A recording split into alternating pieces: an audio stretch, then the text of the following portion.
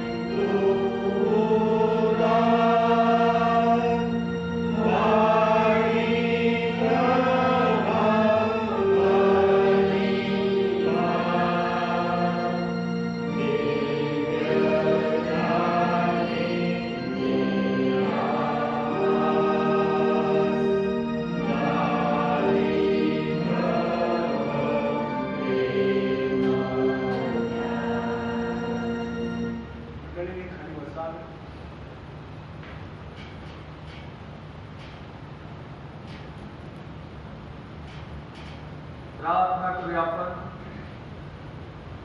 स्वर्गीय पित्या, मनापासून आम्ही तुझे उपकार मानत आहोत. आजचा पवित्र दिवस पुन्हा एक वार तुमच्या जीवनाला नव्याने जोडलेला आहे. बापा परमेश्वर, आम्ही तुझे उपकार स्तुती कराल, तुझं गौरव करावं. याचा पवित्र वार आम्हा प्रत्येकाच्या जीवनाला प्रिय प्रभू तू आनंदाचा असा दिलास. आणि प्रिय प्रभू, गेल्या आठवडाभर तू आमचा संभाळ केलेला आहेस. या समयी तुझी उपकार स्तुती आणि प्रार्थना करत असताना प्रिय प्रभू, तुझी उपस्थिती आम्हामध्ये तू ठेव. अशी नम्रतेची प्रार्थना आणि विनंती तुझ्या चरणाजवळ करत आहे. येशू ख्रिस्त आमचा प्रभू याच्याद्वारे प्रार्थना करूया आपण. हे सर्व समर्थ देवा, तुला सर्व अंतःकरणे उघडे व सर्व इच्छा माहीत आहे आणि तुझपासून काही गुप्त नाही. आम्ही पूर्णपणे तुझ्यावर प्रीती करावी व तुझ्या पवित्र नावाचा महिमा यथायोग्य वर्णावा म्हणून तू आपल्या पवित्र आत्म्याच्या प्रेरणेने आमच्या मनातील विचार शुद्ध कर. आमचा प्रभू ख्रिस्त याच्याद्वारे. आपला प्रभू येशू ख्रिस्त म्हणाला, हे इस्रायला ऐक, आपला देव परमेश्वर हा अनन्य परमेश्वर आहे आणि तो आपला देव परमेश्वर याचवर संपूर्ण अंतःकरणाने, संपूर्ण जीवाने, संपूर्ण मनाने व संपूर्ण शक्तीने प्रीती कर. हीच पहिली व मोठी आज्ञा आहे. तिच्यासारखी दुसरे काही नाही. तो आपल्या शरीरावर स्वतःसारखी प्रीती कर. याहून दुसरी कोणती आज्ञा मोठी नाही. या दोन आज्ञांवर सर्व नियम, शास्त्र व संदेश त्यांचे ग्रंथ अवलंबून आहे. हे प्रभू आम्हावर दया कर आणि आजच्या सर्व आज्ञा आमच्या अंतःकरणात ठेवी असे आम्ही तुला मागितो. प्रभू तू माझ्यासह असो. प्रार्थना करूया आपण.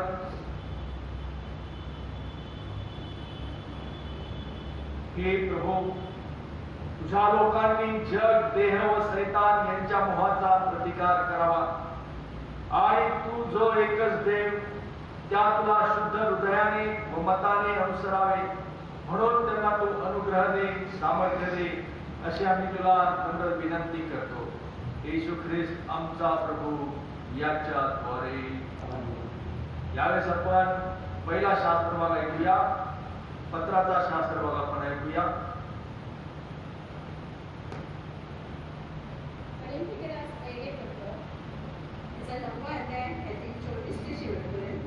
विजय प्राप्तीस आवश्यक असा करावयाचा प्रयत्न. शर्यतीत धावणारे सर्व धावतात, पण एकालाच पैज मिळते हे तुम्हास ठाऊक नाही काय? तुम्हास ती मिळेल असे धावा. प्रत्येक मल्ल युद्ध करणारा सर्व गोष्टीविषयी इंद्रिय दमन करीतो. ते नाशवंत मुकुट मिळविण्यासाठी असे करीतात. आपण जर अविनाशी मुकुट मिळविण्यासाठी करीतो. मीही तसाच धावतो, म्हणजे अनिश्चितपणे धावत नाही, तशी कुस्तीही करीतो, म्हणजे वाऱ्यावर मुष्टी प्रहार करीत नाही, तर मी आपल्या शरीराला उकळून त्यास दास करून ठेवतो. असे न केल्यास मी दुसऱ्यास घोषणा केल्यावर कदाचित मीच अपराधी ठरेल. येथे शास्त्रपाठ समाप्त होते. असलेली सर्व वचने अशी होते. ज्यावेळेस आपण सर्वजण उभे राहूया आणि गीत क्रमांक 538 तो प्रिय हे प्रभू तू प्रिय अपार. 538.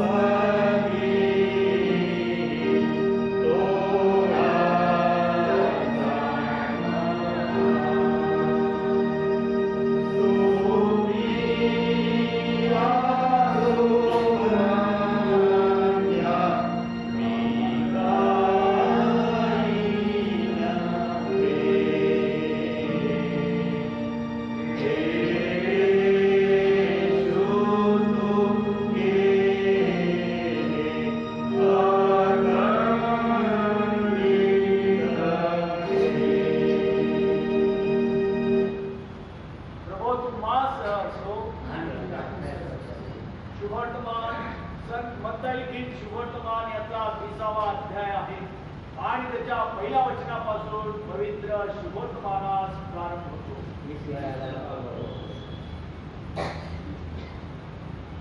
म्हणून स्वर्गाचे राज्य कोणा एका घरधण्यासारखे आहे.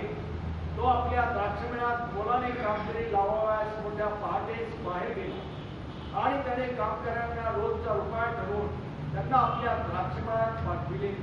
मग तो तिसऱ्या तासाच्या सुमारास बाहेर गेला आणि त्याने बाजारपेठेत कित्येकांना रिकामे उभे राहिलेले पाहिले. तो त्यांना म्हणाला, तुम्हीही द्राक्षमळ्यात जा, ते योग्य ते मी तुम्हाला देईन. आणि ते गेले.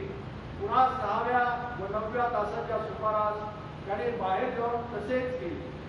मग 11व्या तासाच्या सुमारास तो बाहेर गेला. तेव्हा आणखी कित्येक उभे राहिलेले त्याला आढळले. त्यांना त्याने म्हटले, तुम्ही सारा दिवस येथे रिकामे का उभे राहिला आहात? ते त्याला म्हणाले, आम्हास कोणी कामावर घेतले नाही म्हणून. त्याने त्यास म्हटले, तुम्हीही द्राक्षमळ्यात जा. मग संध्याकाळ झाल्यावर द्राक्षमळाचा धनी आपल्या कारभाऱ्याला म्हणाला, कामकऱ्यांना बोलव आणि शेवटल्यापासून आरंभ करून पहिल्यापर्यंत त्यांना मजुरी दे. तेव्हा जे 11व्या तासाच्या सुमारास लाविले होते ते आल्यावर त्यांना रुपया मिळाला. मग जे पहिले आले त्यांना आपल्याला अधिक मिळेल असे वाटले, तरी त्यांनाही रुपया मिळाला. तो त्यांनी घेतल्यावर घरधण्याविरुद्ध कुरकुर करीत म्हणाले, या शेवटांनी एकच तास काम केले. आम्ही दिवसभर उन्हातान्हात कष्ट केले आणि आम्हास व त्यास आपण सारखेले केले. तेव्हा त्याने त्यातील एकाला उत्तर दिले, गड्या, मी तुझ्यावर अन्याय करीत नाही. तू माझ्याबरोबर रुपयाचा ठराव केला की नाही? तो आपला रुपया घेऊन चालायला लाग. जसे तुला तसे या शेवटल्यालाही द्यावे अशी माझी इच्छा आहे. जे माझे आहे त्याचे मी आपल्या मर्जीप्रमाणे करावयास मुक्त्यार नाही काय? अथवा मी उदार आहे हे तुझ्या डोळ्यात चलते काय? याप्रमाणे शेवटले ते पहिले व पहिले ते शेवटले होती. एक ख्रिस्ता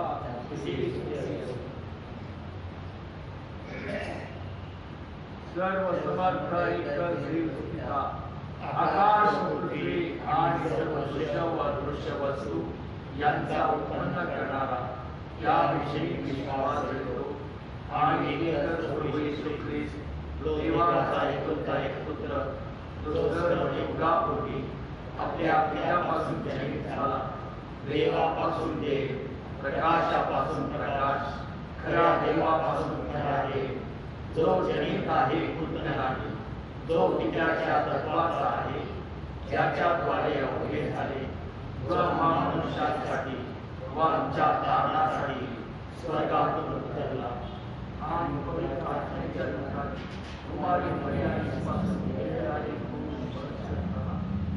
आणि पवित्र पिलाताच्या अधिकाराखाली आम्हासाठी त्याला दिले, ज्याने दुःख भोगले व त्याला पुरले, जो शास्त्रलेखाप्रमाणे तिसऱ्या दिवशी पुन्हा उठला आणि स्वर्गात चढला आणि पित्याच्या उजवीकडे बसला आणि तो जिवंतांचा मेलेल्यांचा न्याय करायला गौरवाने पुन्हा येणार आहे. त्याच्या राज्याचा अंत होणार नाही, त्याविषयी विश्वास ठेवतो. आणि पवित्र आत्मा, तो प्रभू व जीवनदाता, पिता व पुत्र यापासून तो निघतो आणि पिता व पुत्र यासह ज्याची आराधना व गौरव होते, जो भविष्यवाण्याकडून बोलत असे, त्याविषयी विश्वास ठेवतो. आणि एक पवित्र कॅथोलिक व प्रेषित इक्लेसियाशी विश्वास ठेवतो. पापांच्या क्षमेसाठी एक बाप्तिस्मा आहे असे मी पत्करतो आणि मेलेल्यांचे पुनरुत्थान व परलोकीचे जीवन यांची मी प्रतिष्ठा करतो. आमेन. मंडळींनी खाली बसा.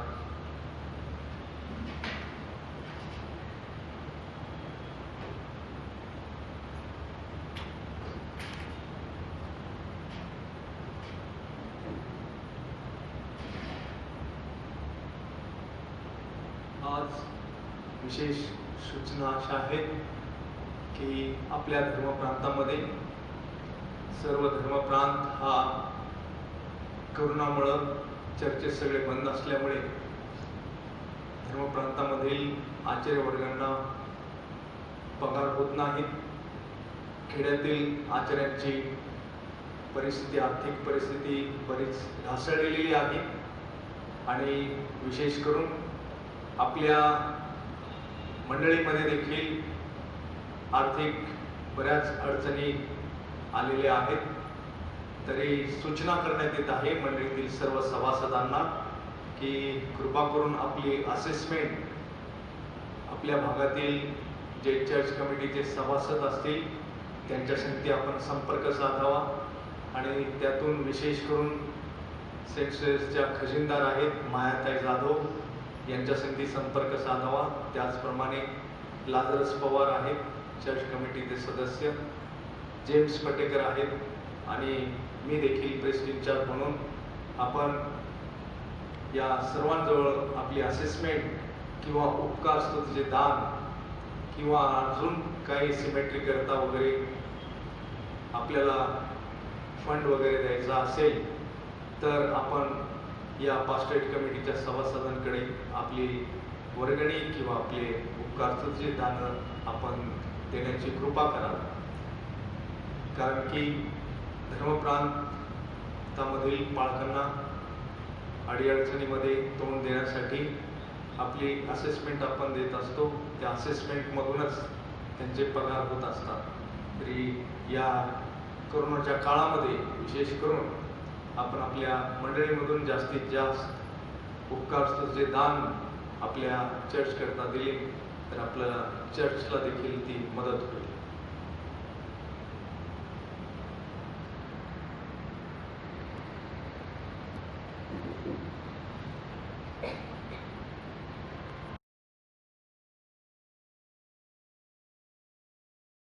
प्रार्थना करूया आपण. स्वर्गीय पित्या, पुन्हा एक वार हा पवित्र प्रभुवार तू आमच्या जीवनाला जोडलेला आहेस. प्रिय प्रभू, या भक्तीमध्ये समरस होत असताना तुझ्या आशीर्वादाने तू आम्हाला भरलेला आहेस. जे शास्त्र वचन आम्ही ऐकलेलं आहे त्यावर थोडक्यामध्ये मनन चिंतन करत असताना आमचं अंतःकरण आम्ही तुला समर्पित करीत आहोत. बापा परमेश्वरा, वचनांप्रमाणे आचरण करण्यासाठी येणाऱ्या दिवसांमध्ये प्रिय प्रभू तुझ्या राज्याच्या वाढीसाठी तू आमचा उपयोग कर अशी नम्रतेची प्रार्थना आम्ही तुझ्या चरणाजवळ करतो. येशू ख्रिस्त आमचा प्रभू यांच्या द्वारे मागतो म्हणून तो आहे. आमेन.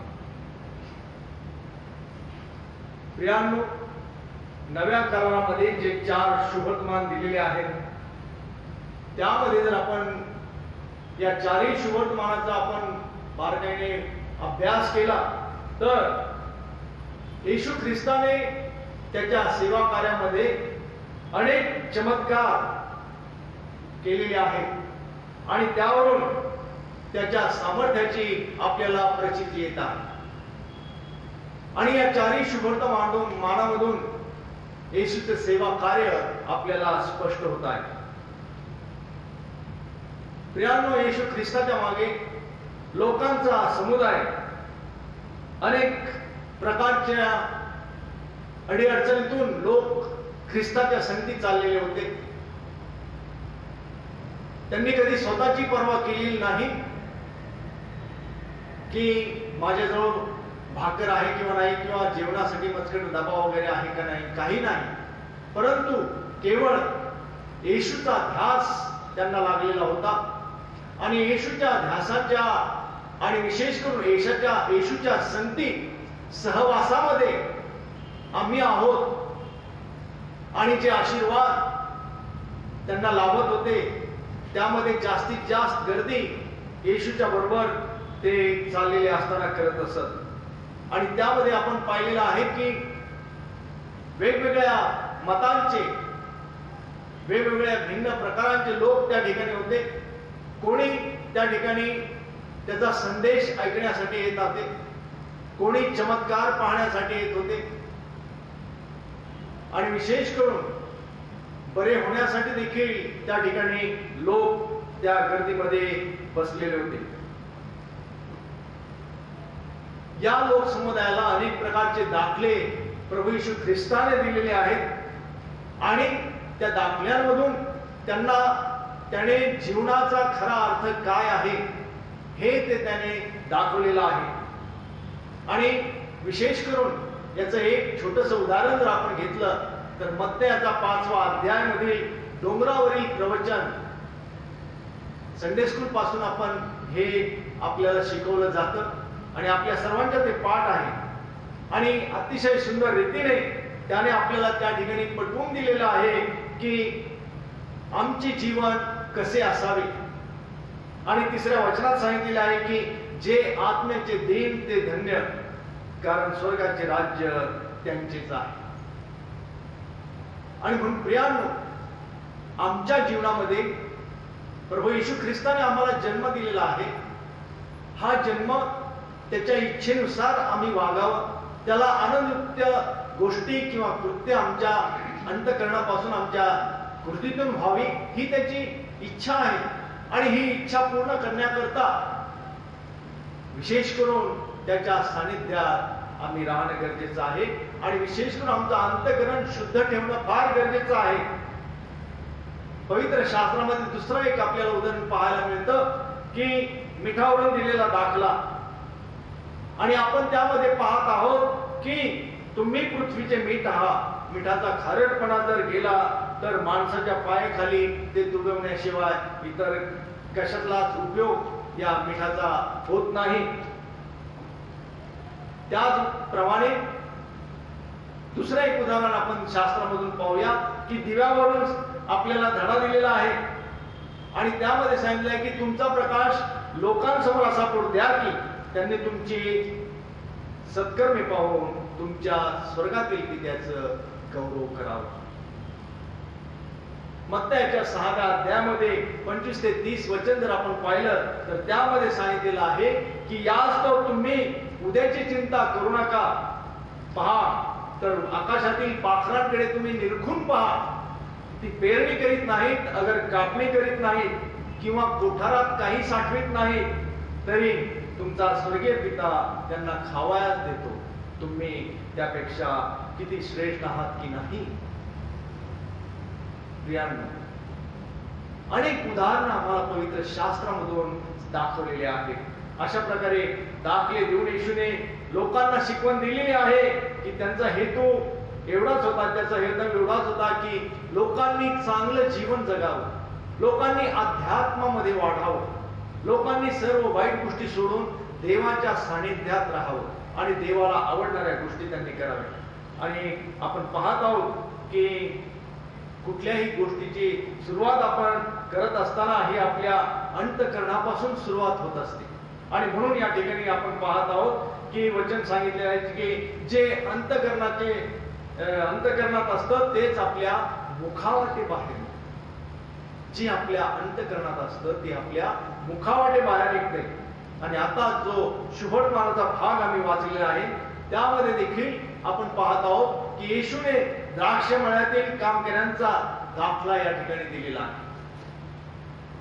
यामधून आपण पाहत आहोत की येशूने स्वर्गाचे राज्य कसे आहे की यासारखं वर्णन त्या ठिकाणी त्याने दाखवलेलं आहे.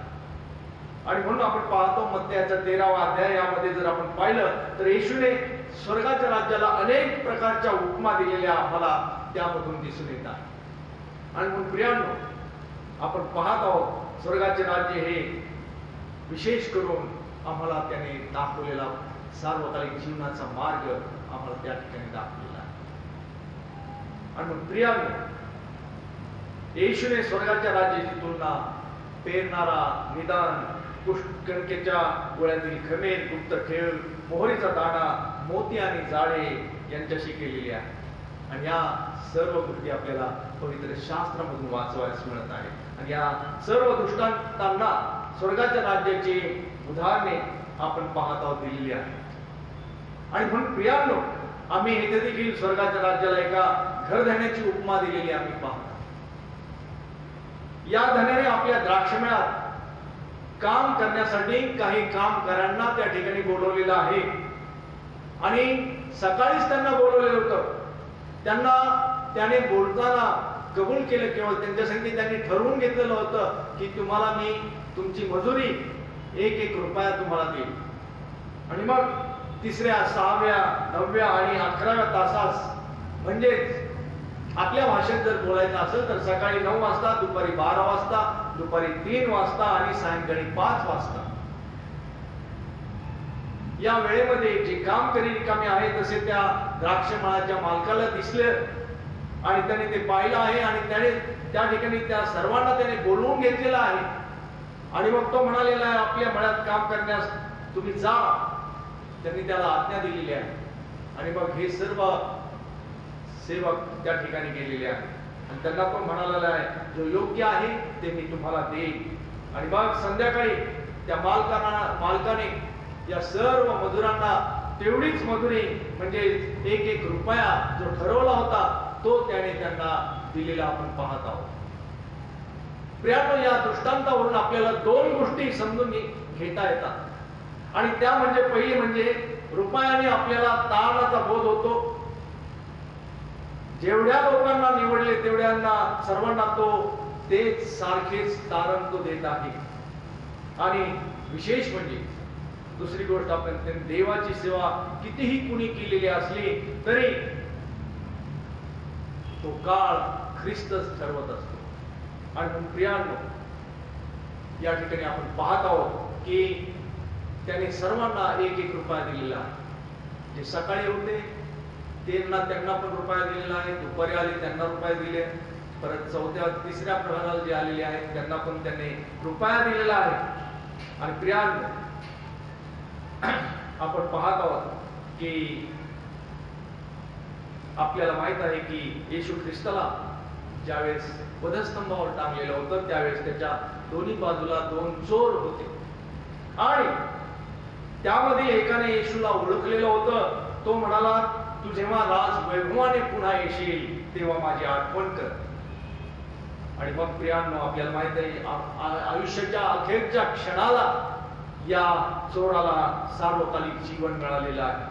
म्हणजेच ख्रिस्तावर विश्वास ठेवणाऱ्यांना इतर विश्वासणाऱ्यांप्रमाणेच सार्वकालिक जीवन हे मिळत आहे.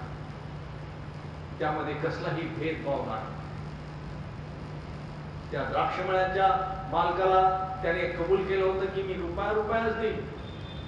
त्याने प्रत्येकाला रुपया दिलेला. या ठिकाणी आपण पाहत आहोत की प्रभू येशू ख्रिस्ताच्या मर्जीप्रमाणे सर्वांना तारण हे सारख्या प्रमाणातच मिळत असतं. आणि या दाखल्यामधूनच लक्षात घेण्याजोगी दुसरी गोष्ट म्हणजे देव न्यायी निपक्षपाती आहे असे आम्हाला दिसून येत आहे. 12 तास कामकऱ्यांना त्याने 1 रुपया मजुरी देण्याचे वचन दिले होतं ते त्यांनी पूर्ण केलेले आहे. आणि त्याचबरोबर कमी काम करणाऱ्याबरोबर तो उदारपणे त्या ठिकाणी वागलेला आम्हाला दिसून येत आहे. आणि प्रियांनो, त्याने त्यांना त्यांच्या लायकीपेक्षा अधिक दिलेलं आपण पाहतो. इथे आपणास दिसून येत आहे की उदार असणे हे काही गैर नाही, अन्यायाचं नाही. आणि प्रियांनो, देव त्यांच्या इच्छेप्रमाणे त्याला वाटेल त्याच्याशी उदारपणे तो वागतो, परंतु तो कुणालाही आपली कृपा देतो. परंतु ती घेण्याची, ती आत्मसात करण्याची आमच्यामध्ये तेवढी ताकद पाहिजे किंवा तेवढं आमच्यामध्ये तयारी पाहिजे. त्या तयारीनुसार आम्ही देवाला ग्रहण करणं, प्रार्थनेद्वारे आध्यात्मिक जीवनामध्ये आम्ही वाढणं फार गरजेचं असं आहे. रोमकरासपत्र याचा 9व्या अध्यायामध्ये 8व्या वचन यावरून आपणास दिसून येत आहे की त्याच्या इच्छेशी येईल त्याच्यावर तो दया करतो आणि त्याच्या इच्छेशी येईल त्याला तो कठीण हृदयाचे करतो. आणि मग प्रियांनो, आपले तारण नेहमीच कृपेने होत असतं. म्हणून देवाची कृपा आम्हावर असणं फार गरजेचं असं आहे. देवाच्या कृपेमध्ये आमची वाढ होणं फार गरजेचं आहे. किती तास काम केले यावर ते अवलंबून नाही, कारण ही देवाची देणगी अशी आहे. इफिसकरासपत्र याचा 2रा अध्याय आहे आणि 8 ते 9 वचन जर आपण पाहिलं तर त्यामध्ये सांगितलंय की कारण तारण कृपेनेच विश्वासाद्वारे तुमचे तारण झालेले आहे आणि हे तुमच्या हातून झाले असे नाही, तर हे देवाचे दान असं आहे. आणि म्हणून प्रियांनो, कोणी अज्ञता बाळगू नये म्हणून कर्मे केल्याने हे झाले नाही. आणि प्रियांनो, आपण पुढे पाहत आहोत की कमी तास काम करणाऱ्यांनाही आपल्या एवढीच मजुरी मिळालेली आहे. आणि मग आपण पाहतो की 12 तास काम करणाऱ्यांना त्यांनी जेव्हा ते पाहिलं तेव्हा ते कुरकुर करू लागले. त्यांना या कमी काम करणाऱ्यांचा द्वेष त्यांच्या मनामध्ये निर्माण झालेला आहे. आणि अशाच प्रकारचा अनुभव आपल्याला आपल्या जीवनामध्ये नेहमी येत असतो. कोणाला तरी आमच्या कामामध्ये काम करत असताना कोणाला तरी एखाद्याला बढती मिळते, कोणाला जास्त वेतन किंवा कोणाला जास्त पगार मिळतो, तेव्हा आमच्यावर अन्याय झाला म्हणून आम्ही कुरकुर करत असतो. पण आम्हाला त्या लोकांचा हेवा येत असतो. आणि त्याचे उदाहरण म्हणजे पवित्र शास्त्रामधून आपण पाहिलं तर त्याचं सुंदरचं उदाहरण आम्हाला या ठिकाणी दाखवलेलं आहे. उधाळ्या पुत्र आणि उधाळ्या पुत्राचा दाखला या ठिकाणी आपण पाहत आहोत. या ठिकाणी आपण पाहत आहोत की वडील भाऊ म्हणजे 12 तास काम करण्यासारखा असा. आणि ज्यावेळेस धाकटा भाऊ चेंज करून आपल्या जवळ सर्व संपत्ती संपल्यानंतर ज्यावेळेस आपल्या घरी येत आहे तेव्हा वडील त्याचा आनंदाने स्वीकार करतात. त्याच्यासाठी मेजवानी केली जाते, नवीन कपडे घातले जातात आणि त्याच्या अंगठी घातली जाते थाटामाटाने आणि त्याचा स्वागत वडील त्याचे करतात. आणि हे सर्व पाहून थोरला भाऊ वडिलांना म्हणतो की मी इतकी वर्ष तुमची सेवा केलेली आहे, चाकरी केलेली आहे, तुम्ही एकही रुपया मला दिलेला नाही. मला आपल्या मित्रांबरोबर आनंद करण्यास तुम्ही काहीच दिलेलं नाही किंवा चैनबाजी आनंद म्हणजे चैनबाजी करण्यासाठी किंवा मौज मजा करण्यासाठी तुम्ही मला काही पैसे दिलेले नाहीत. आणि प्रियांनो, आणि ज्याने तुमची उपजीविका कसबीणींबरोबर खाऊन टाकलेली आहे त्यासाठी पुन्हा तुम्ही पुष्ट वासरू कापलेला आहे. वडिलांनी त्याला म्हटलेलं आहे की बाळा, जे काही माझे आहे ते सर्व तुझे आहे. तरीही तो रागावून बसला, कारण त्याला त्याच्या भावाचा हेवा वाटत होता. म्हणून प्रियांनो, आम्हाला परमेश्वराने जे जीवन दिलेलं आहे, परमेश्वराच्या सानिध्यात, परमेश्वराच्या गौरवामध्ये विशेष करून ते जीवन जगणं फार महत्वाचं असं आहे. मनुष्य प्राणी आहे आणि मनुष्य प्राणी हा चुकत असतो. आणि म्हणून या मागच्या आठवड्यामध्ये ज्या काय मी सांगितलेलं आहे की जे सैतानी हल्ले जे आमच्यावर होत असतात, त्या सैतानी हल्ल्यापासून वाचवण्यासाठी देवाची शस्त्र सामुग्री आम्हाला हाती घेणं फार महत्वाचं आहे किंवा अंगीकारणं फार महत्वाचं आहे. आणि म्हणून प्रियांनो, द्वेष, राग आणि विशेष करून हेवा या सर्व गोष्टी या सैतानी विचाराच्या आहेत, हे सर्व काढून टाकणं फार गरजेचं आहे. इथे आपण पाहत आहोत की द्राक्ष मळ्याच्या मालकाने सर्व दिवसभर काम केलेल्यापैकी एकाला उत्तर दिले की मी तुझ्यावर अन्याय करीत नाही. म्हणजेच त्याचा अर्थ असा आहे की माझ्या इच्छेप्रमाणे मला ज्याला पाहिजे त्याला मी देतो. देवाने सर्वच विश्वासणाऱ्यांबरोबर एक करार केलेला आहे प्रिया. आणि देवाने आम्हाला रोजी म्हणजे सार्वकालिक जीवन देण्याचं मान्य केलेलं आहे. जशी रोजी यांना 1-1 रुपयाची रोजी त्यांना त्या ठिकाणी त्या द्राक्षमळ्याच्या मालकाकडून मिळालेली होती, तशीच सार्वकालिक जीवनाची रोजी परमेश्वराने तुम्हाला आणि मला दिलेली आहे. आणि म्हणूनच कुरकुर न करता, इतरांचा द्वेष न करता देवाच्या कृपेवर अवलंबून राहणं फार महत्वाचं आहे. देवाच्या कृपेमध्ये वाढणं फार महत्वाचं आहे. जे कुरकुर करतात किंवा जे हेवा करतात त्यांना शेवटला ठरवलेलं आहे. आणि म्हणूनच आपण पाहतो की जे कृतज्ञ आहेत ते पहिले ठरतील आणि जे कुरकुर करतात, हेवा करतात ते शेवटले ठरतील. मार्क शुभवर्तमानाचा 10वा अध्याय आहे आणि 31वं वचन जर आपण पाहिलं त्यामध्ये सांगितलं आहे की तरी पहिले ते शेवटले व शेवटले ते पहिले असे पुष्कळ जणांचे होईल. प्रियांनो, हे जगिक जीवन जगत असताना आपण नेहमी पहिले होण्याचा प्रयत्न करीत असतो. म्हणजे जणू काही एक प्रकारची आमची चढाओढीची स्पर्धा लागलेली असते आणि विशेष स्पर्धेमध्ये जो प्रथम येतो किंवा जिंकतो त्याला बक्षीस असं मिळत असतं.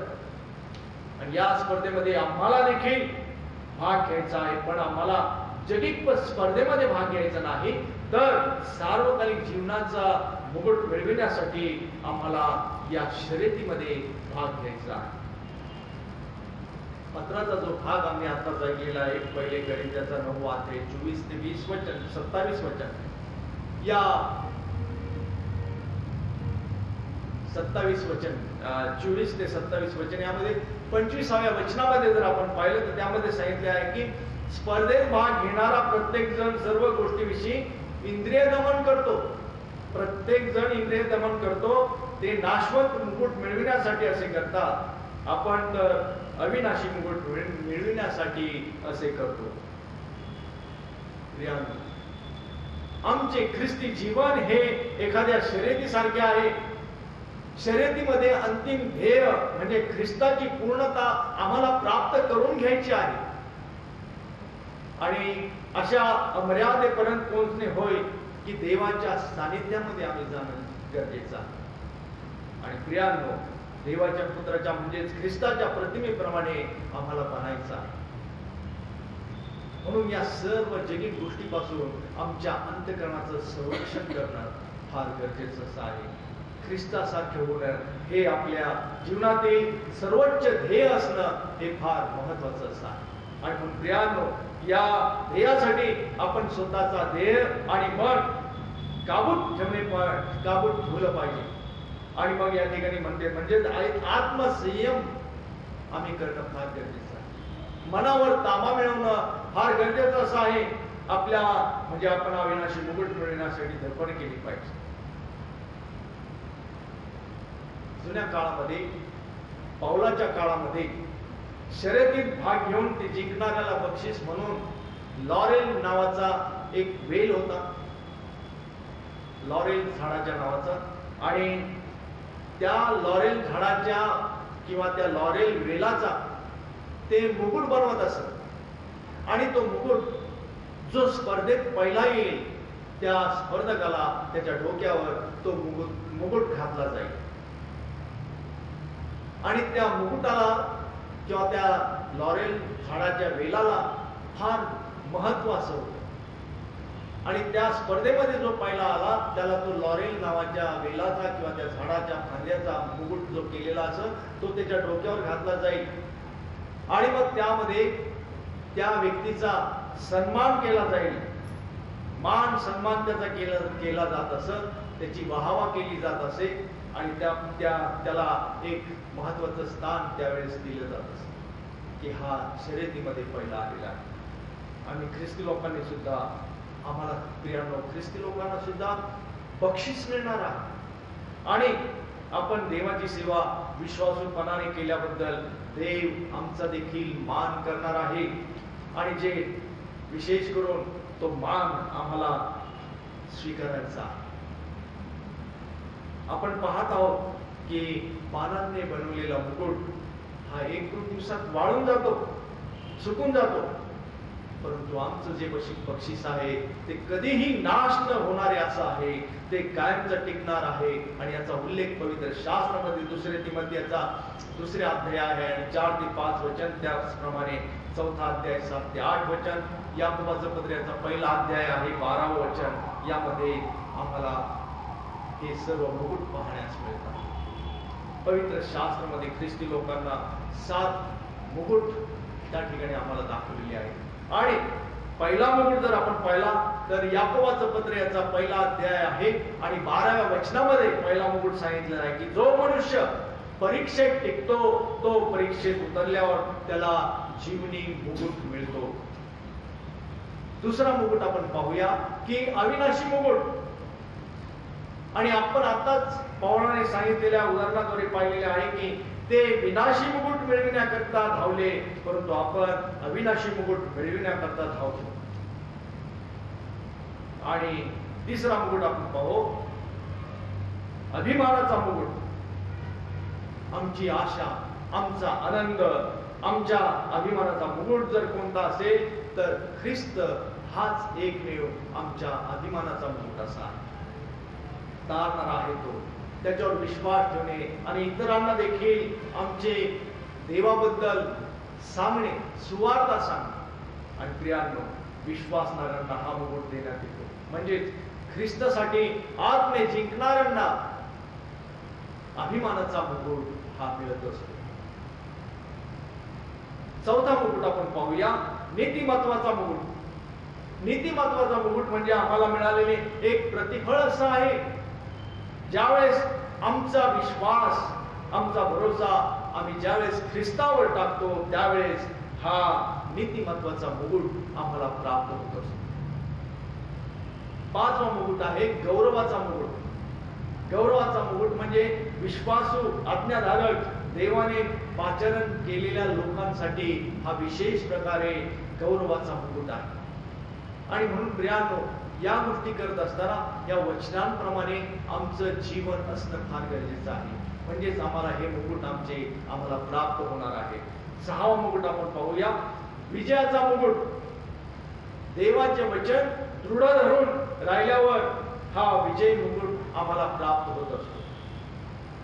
देवाच्या वचनात दृढ घेऊन, तो दृढ धरून त्याच्या विश्वासामध्ये कार्यरत होणं म्हणजेच आम्हाला त्यामध्ये विजय प्राप्त होतो. सैतानाच्या प्रत्येक वाईट गोष्टीवर ज्यावेळेस आम्ही विश्वासाने विजय प्राप्त करतो त्यावेळेस हा विजयाचा मुकुट आम्हाला प्राप्त होतो. आणि त्याचप्रमाणे 7वा मुकुट आपण पाहूया, हुतात्म्यांचा मुकुट. ज्यांना जीवन देऊन हुतात्म्य होण्याचा गौरव प्राप्त झालेला आहे त्यांना हा मुकुट प्राप्त होत असतो. हुतात्मा म्हणजे ते आत्मे देवाच्या वचनामुळे व त्यांनी जी साक्ष पटविली होती तिच्यामुळे जीवे मारले गेले ते होत. आणि याचं पवित्र शास्त्रामधून जर उदाहरण पाहिलं तर रक्त साक्षी झालेला संत स्तेफन हा पहिला आणि हा मुकुट त्याला प्राप्त झालेला आहे.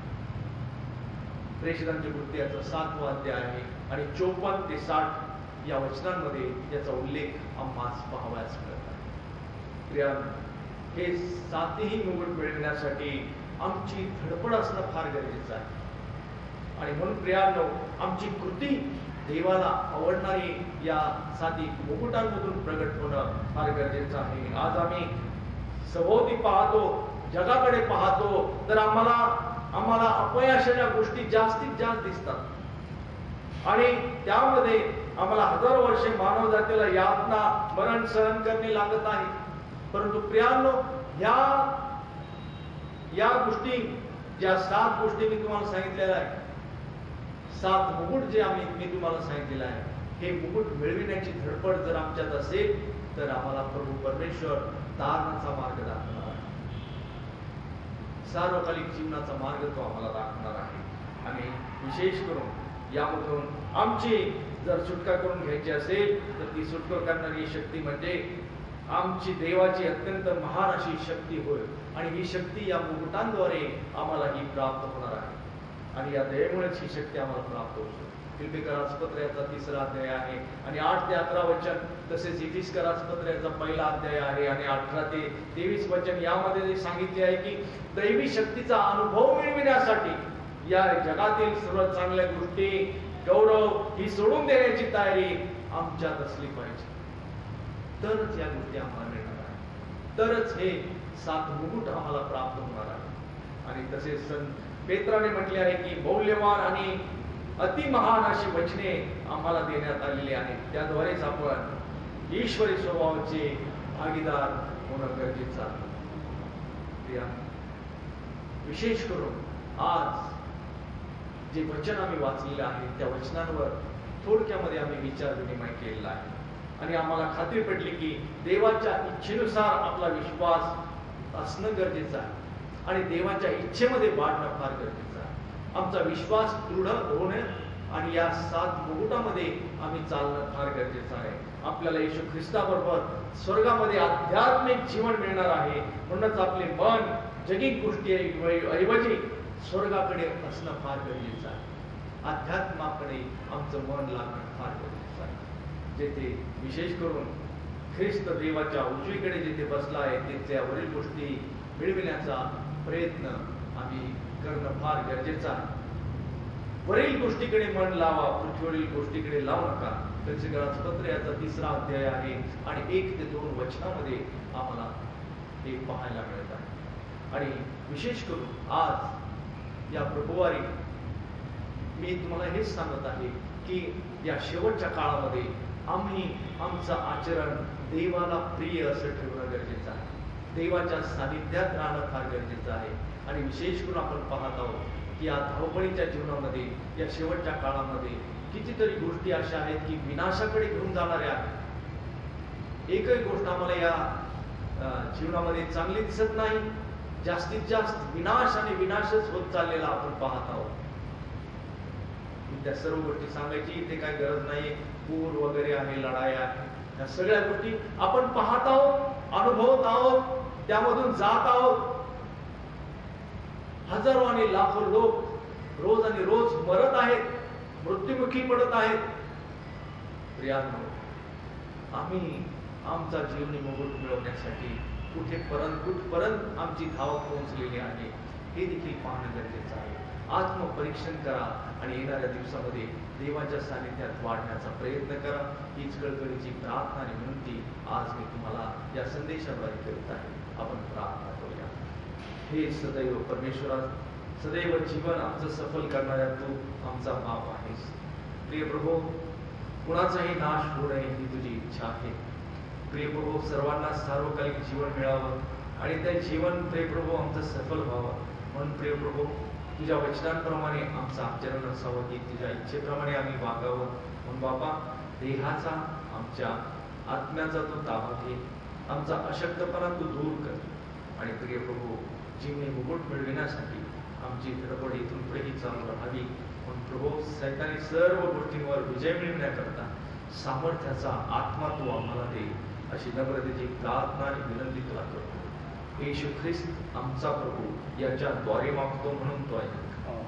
आणि आता देव जो पुत्र आणि देव जो पवित्र आत्मा या मान सन्मान आणि गौरव आता आणि सदा सर्व काळ असो.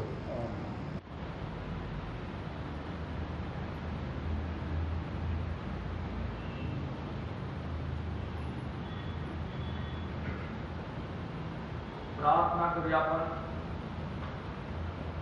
हे प्रभू, तुझ्या ऐकलेशेचा परिवार सतत धर्मशील असू दे असे आम्ही तुला कळवितो. सर्व आपत्तीपासून तो दूर असावा म्हणून त्याचे संरक्षण कर अशी आम्ही तुझ्यावर प्रार्थना करतो. तुझ्या नावाच्या गौरवासाठी सर्व मंडळीने भक्तिभावाने सत्कृत्य करून तुझी सेवा विश्वासाने करावी आणि तुझे आशीर्वाद प्राप्त करून घ्यावेत. म्हणून बापा परमेश्वरा, प्रत्येकाला तुझं साई आणि मार्गदर्शन तू पुरव. प्रिय प्रभू, तू आमचा सर्व सुभक्तीचा उत्पादक आहेस. प्रिय प्रभू, सर्व चांगल्या गोष्टी आमच्या अंतःकरणात प्रगट व्हाव्यात आणि त्याप्रमाणे आमचं जीवनक्रम असावं. म्हणून बापा, तुझ्या आशीर्वादाने तू आम्हाला कर अशी नम्रतेची प्रार्थना तुझ्या चरणाजवळ करतो.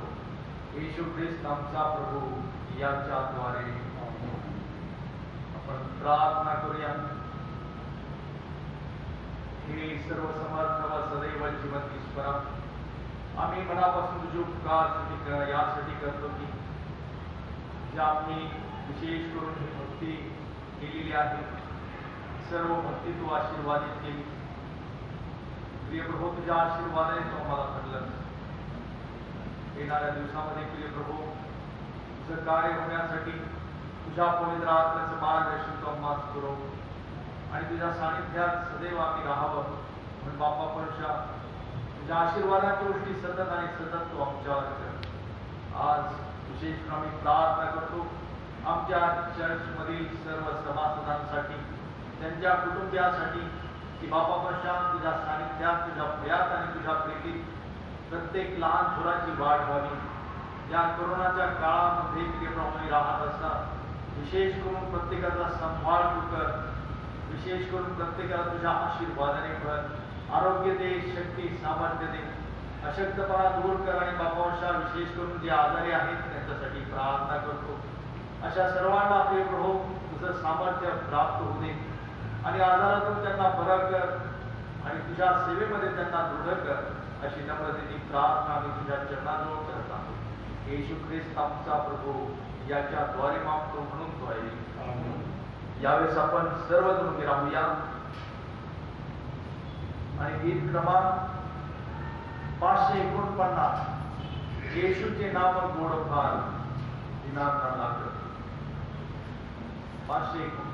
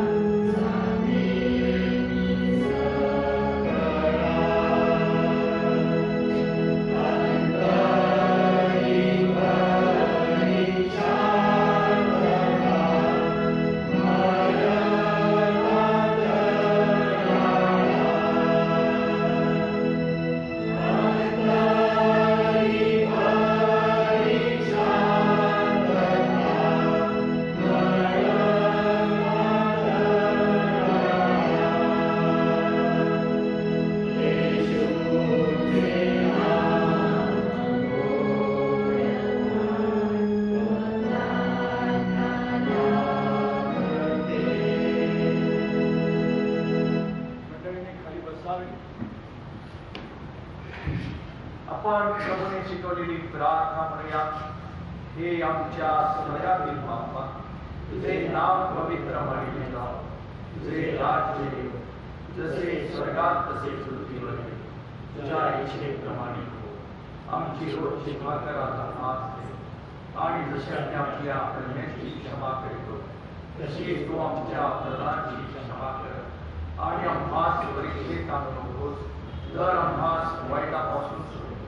कारण की राज्य, सामर्थ्य आणि गौरव ही सर्व काळ तुझीच आहे. आमेन. सर्व बुद्धी सामर्थ्याच्या पलीकडे असलेली देवाने दिलेली शांती तुमच्या अंतःकरणे व मने देवाच्या आणि त्याचा पुत्र येशू ख्रिस्त आमचा प्रभू याच्या ज्ञानात व प्रीतीत राखो.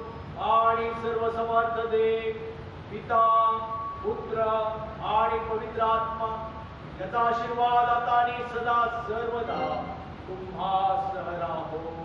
आमेन.